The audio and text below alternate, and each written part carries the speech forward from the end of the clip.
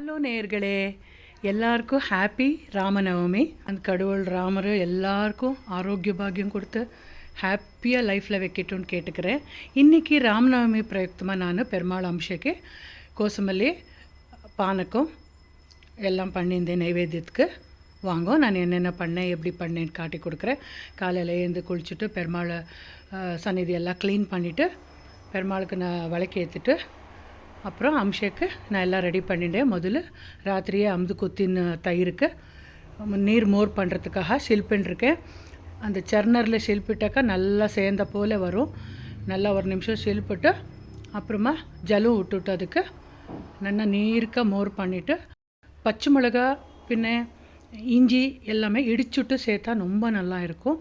அதனால தான் ஒரு துண்டு இஞ்சியும் 4 பச்சை மிளகாவும் பொடியாக நெருக்கிட்டு ஒரு தட்டு தட்டிட்டு அந்த நீர் மோருக்கு சேர்த்துன்ருக்கேன். நீங்கள் பெருங்காயம் கூட இடித்து சேர்க்கலாம், இல்லைன்னா பவுடர் இருந்தாக்கா பெருங்காயத்தூள் கூட அப்படியே நீங்கள் சேர்க்கலாம். தேவைப்படுற உப்பு சேர்த்துட்டு நல்லா கரைச்சி வச்சுட்டாக்கா சூப்பராக மோர் ரெடி ஆகிடும். அதுக்கு மேலே மல்லித்தழை ஃப்ரெஷ்ஷாக இருக்கிறது கருவேப்பிலை எல்லாம் சேர்த்துடுங்கோ.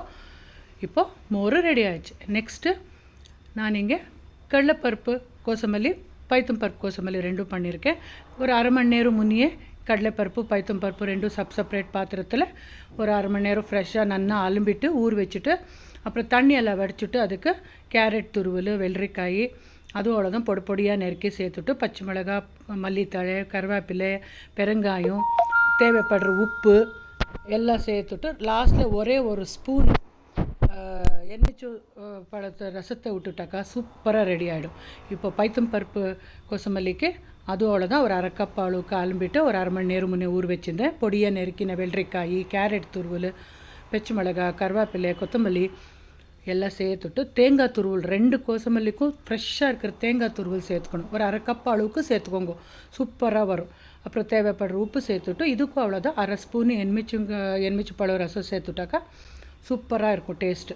அப்புறம் தேவைப்படுற உப்பு சேர்த்துட்டு நல்லா கலரிட்டாக்கா 2 கோசமல்லியும் ரெடி ஆகிடுச்சு.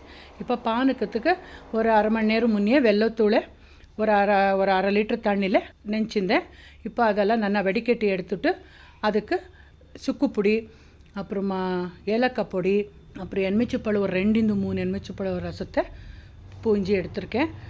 ரொம்ப நல்லா இருக்கும். எலுமிச்சைப்பழம் வெல்லம் சோட பானகம் பண்ணாக்கா சூப்பர் டேஸ்ட் வரும். அப்புறம் அதுக்கு கொஞ்சோண்டு குட்டி எவ்வளோ பிஞ்சுன்றங்களே அந்த அளவுக்கு ஜாய்க்காய் தூள் பச்சை கற்பூரம் எல்லாம் சேர்த்துட்டாக்கா சூப்பராக இருக்கும்.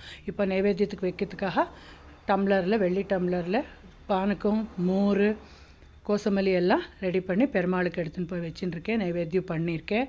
அப்புறம் வாழைப்பழம் வாங்கி பெருமாளுக்கு அம்சம் பண்ணியிருக்கேன். இப்படி ஆச்சு எங்கள் ஆற்றுல இன்றைக்கி ராமநவமி. அப்புறம் 2 பேரை கூப்பிட்டு வெத்தலை பாக்கு கொடுத்தாச்சு.